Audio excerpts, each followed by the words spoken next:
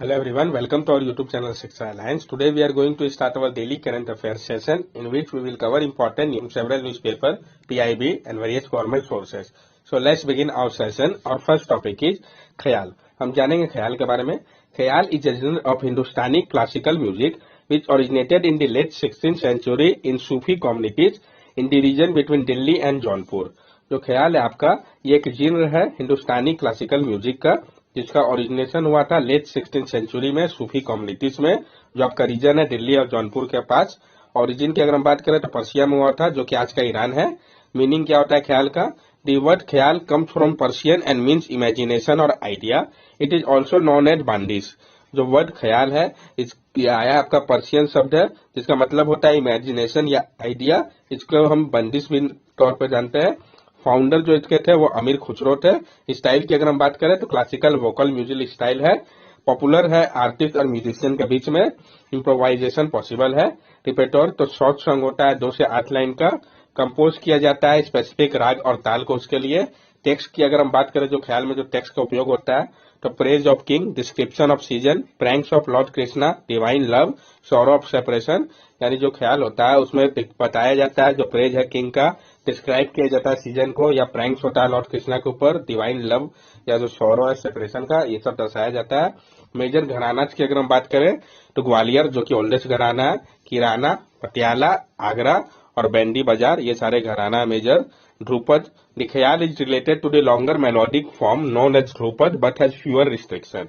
तो ख्याल है आपका वो रिलेटेड है लॉन्गर मेलोडिक फॉर्म जिसको कि हम ध्रुपद के नाम से भी जानते हैं लेकिन बहुत कम रिस्ट्रिक्शन है इसके ऊपर।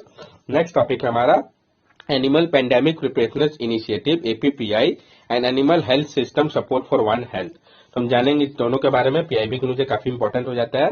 Union Ministry for Fishery, Animal Husbandry and Dairying had launched the Animal Pandemic Preparedness Initiative (APPI) and World Bank funded Animal Health Support System for One Health (ASHOM) to enhance India preparedness and response to potential animal pandemic in line with the One Health approach. तो किसने launch किया? तो जो union ministry है fishery, animal husbandry and dairying की, उन्होंने launch किया है animal pandemic preparations initiative APPI को।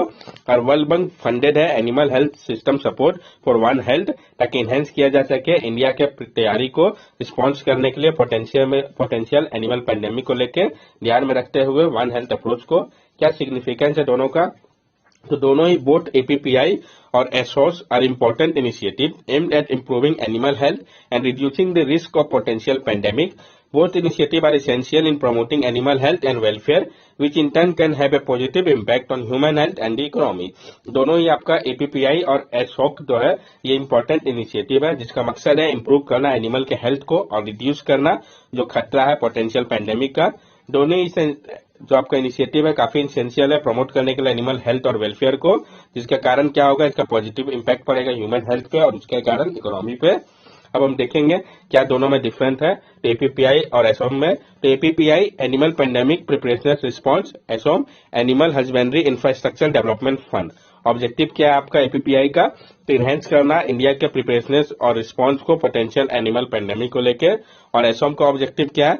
तो क्रिएट करना एक इकोसिस्टम को बेटर एनिमल हेल्थ मैनेजमेंट के लिए उपयोग करके वन हेल्थ अप्रोच का। की पिलर क्या है एपीपीआई एनिमल पेंडेमिक प्रिपरेशनस रिस्पांस के लिए? Integrated disaster surveillance and monitoring built on national digital livestock mission, disease modelling algorithm and early warning system, strengthening regulatory system, example Nandi online portal, targeted research and development etcetera. तो इसका की pillar जो है आपका integrated disease surveillance and monitoring जिसको कि build किया गया है नेशनल डिजिटल लाइफस्टॉक मिशन के ऊपर, डिजिटल मॉडलिंग एल्गोरिथम और early warning system, strengthening regulatory system जिसमें कि Nandi online portal, targeted research and development सब आ जाता है। एसओम के केस में की पिलर क्या है? तो स्ट्रेंथन करने की बात कही गई है डिस्ट्रिक्ट लेबोरेटरी को, प्रोवाइड किया जाएगा मोबाइल वेटनरी यूनिट को रिमोट और हाई रिस्क एरिया पे, अपग्रेड किया जाएगा डिस्पेंसरी और हॉस्पिटल को, ट्रेन किया जाएगा वेटनरियंस को और प्रोवाइड किया जाएगा डायग्नोस्टिक लैब को। क्या आपका इम्प्लीमेंटेशन पीरियड है एसओम के लिए? तो 5 ईयर क्योंकि ये सेंट्रल सेक्टर स्कीम है। कवरेज की अगर हम बात करें एसओम के केस में तो इनिशियली ये कवर करेगा 5 स्टेट्स को। कौन कौन से? असम, ओडिशा, मध्य प्रदेश, महाराष्ट्र और कर्नाटक। ये 5 स्टेट आपको मेमोराइज होने चाहिए। वन हेल्थ अप्रोच के बारे में भी हम जान लें। वन हेल्थ अप्रोच 2022 टू 2026, जो आपका वन हेल्थ अप्रोच है 2022 के 2026 का जिसका टारगेट है। One health is an approach calling for the collaborative effort of multiple discipline working locally, nationally and globally to attain optimal health for people, animal and our environment as defined by the One Health Initiative Task Force। तो one health है, ये एक approach है जिसमें कहा गया है कि कोलैबोरेटिव एफर्ट लेना है मल्टीपल डिसिप्लिन को जो कि काम कर रहे हैं लोकली, नेशनली और ग्लोबल लेवल पे, ताकि अटेन किया जा सके ऑप्टिमल हेल्थ को पीपल, एनिमल और हमारे इन्वायरमेंट के लिए, जैसा कि डिफाइन किया गया है one health initiative task force के द्वारा। नेक्स्ट टॉपिक हमारा इथिलीन ऑक्साइड। तो हम जानेंगे इथिलीन ऑक्साइड के बारे में। पहले भी इस टॉपिक को हम लोगों ने कंसिडर कर रखा है। European Commission has classified ethylene oxide as carcinogenic, mutagenic and toxic for reproduction. Previously it was classified as fumigant.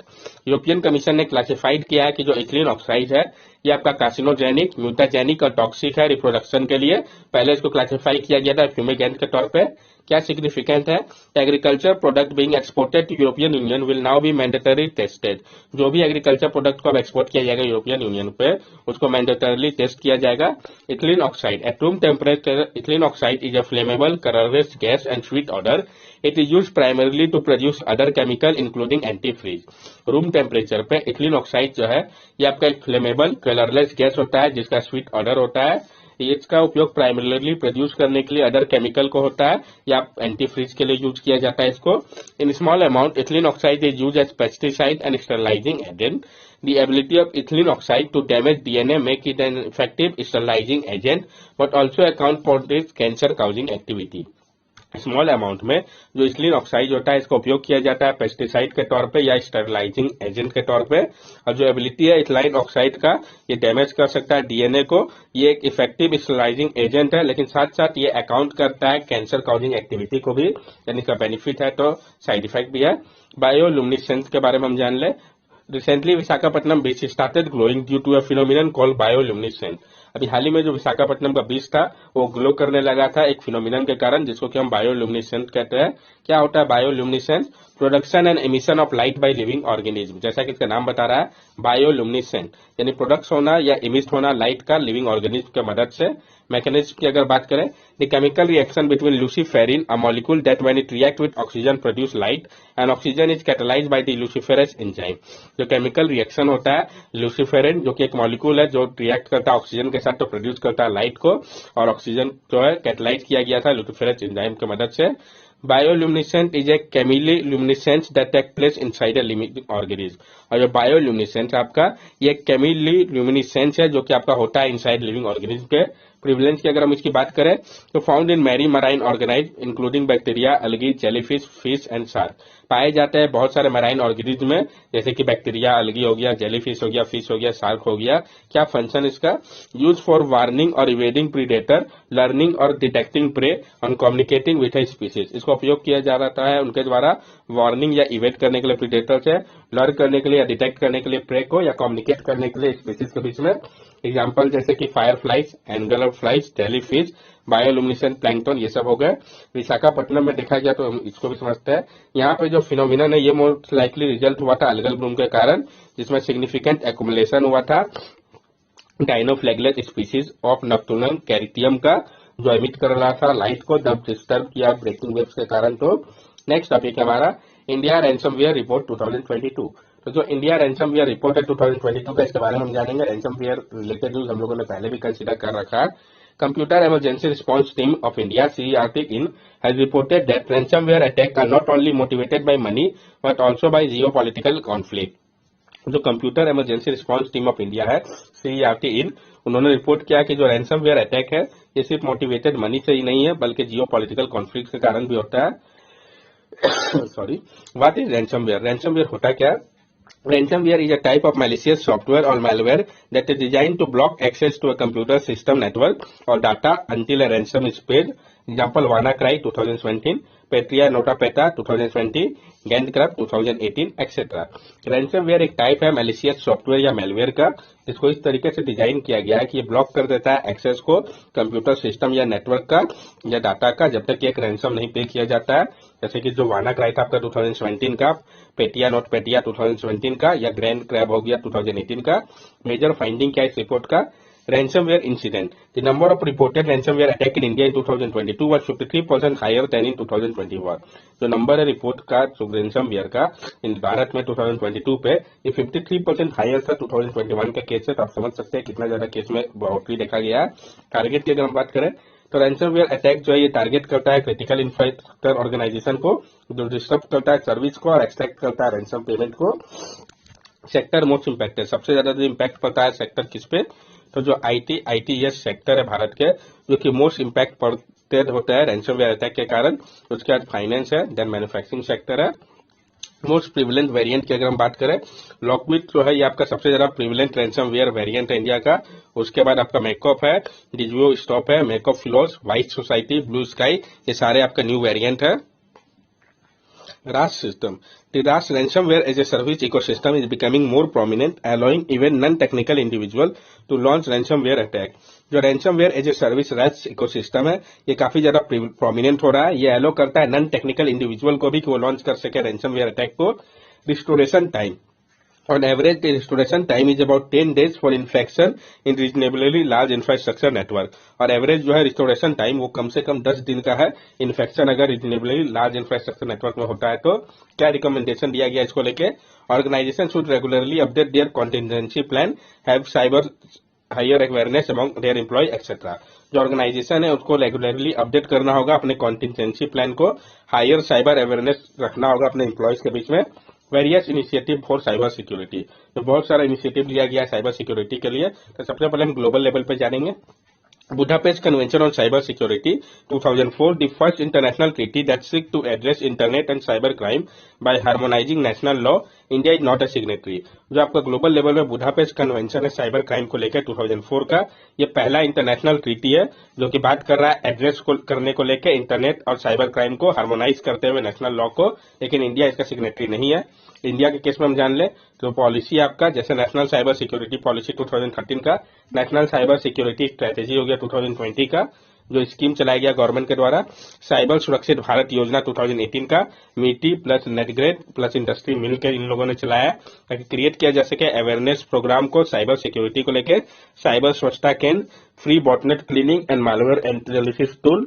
Institution की अगर हम बात करें तो Indian cyber crime coordination centre I4C, जिसको स्टैब्लिश किया गया था 2018 में मिनिस्ट्री ऑफ होम मिनिस्ट्री के अंतर्गत, ताकि कॉम्बैट किया जा सके साइबर क्राइम को भारत में। ये कम्प्रिहेंसिव और कोऑर्डिनेटेड मैनर पे किया गया। National critical information infrastructure protection centre जो आपका, फिर नेशनल साइबर कोऑर्डिनेशन सेंटर हो गया CERT, इनके अंतर्गत ये सारे इंस्टीट्यूशन है जिसको क्रिएट किया गया है ताकि इससे डील किया जा सके। क्या कंक्लूजन इससे हम निकाल सकते हैं, जो कंटिन्यूअस एफर्ट है इसकी आवश्यकता है ताकि सिक्योर किया जा सके नेशनल साइबर स्पेस को, स्ट्रेंथन किया जा सके स्ट्रक्चर, पीपल और प्रोसेस कैपेबिलिटी को, सिनर्जाइज किया जा सके रिसोर्स को, जिसमें कि कॉपरेशन और कोलैबोरेशन की आवश्यकता है साइबर स्पेस के फील्ड में भारत में। अब CERT इनके बारे में हम जान लें तो Indian computer emergency response team जो है आपका, इसको स्टैब्लिश किया गया था 2004 में। इसका हेडक्वार्टर न्यू दिल्ली पे है। ये एक ऑफिस है जो कि ministry of electronic and information technology के अंतर्गत आता है। ये नोडल एजेंसी है जो कि डील करता है साइबर सिक्योरिटी थ्रेट से, जैसे कि हैकिंग या फिशिंग से। ये स्ट्रेंथन करता है सिक्योरिटी रिलेटेड डिफेंस को इंडियन इंटरनेट डोमेन के लिए। नेक्स्ट टॉपिक हमारा मटेरियल फ्रॉम प्लास्टिक। तो हम जानेंगे मटेरियल फ्रॉम प्लास्टिक के बारे में। Asaya, a Pune-based firm, has created process to extract material from multi-layer plastic waste and convert them into high-quality product, starting with sunglass under the brand name Without। जो असाया जो कि एक Pune based firm है, उन्होंने create किया एक process को ताकि एक्सट्रैक्ट किया जा सके मटेरियल को मल्टी लेयर प्लास्टिक वेस्ट से और उसको कन्वर्ट किया जा सके हाई क्वालिटी प्रोडक्ट में। स्टार्ट किया उन्होंने सनग्लास को एक प्रोडक्ट के तौर पर, जिसका ब्रांड नेम विथआउट रखा गया है। ये मल्टी लेयर प्लास्टिक होता क्या है, तो multi layer plastic are composed of multiple layer of different material such as plastic, aluminium, paper and other which are fused together to create a barrier। जो multi layer plastic होता है इसको compose किया जाता है multiple layer of different material की मदद से, जैसे कि प्लास्टिक, एल्युमिनियम, पेपर और अदर, ताकि इसको फ्यूज किया जा सके क्रिएट करने के लिए एक बैरियर के तौर पे। They are use in various product such as food packaging, sachets, wrapper etcetera. इसका उपयोग क्यों होता है बहुत सारे प्रोडक्ट में, जैसे कि फूड पैकेजिंग हो गया, सैशे बनाने में, रैपर बनाने, इन सब में। अब यहाँ से आप देख के समझ सकते हैं, पहले एजुकेशन और कोलैबोरेशन किया गया, फिर कलेक्शन हुआ, देन सेपरेशन और क्लासिफिकेशन हुआ, फिर वेस्ट को रिसाइकल किया गया, रिसर्च एंड डेवलपमेंट का फाइनल प्रोडक्ट जो है आपका उसको तैयार किया गया। That's all for daily current affair session. अगर आपको हमारी वीडियो अच्छी लगी हो तो हमारे चैनल सब्सक्राइब करें, हमारे वीडियो को लाइक करें और ज्यादा से ज्यादा शेयर करें। These are our social media link. From here also you can stay connected with us and give us your valuable feedback. Thank you and have a nice day.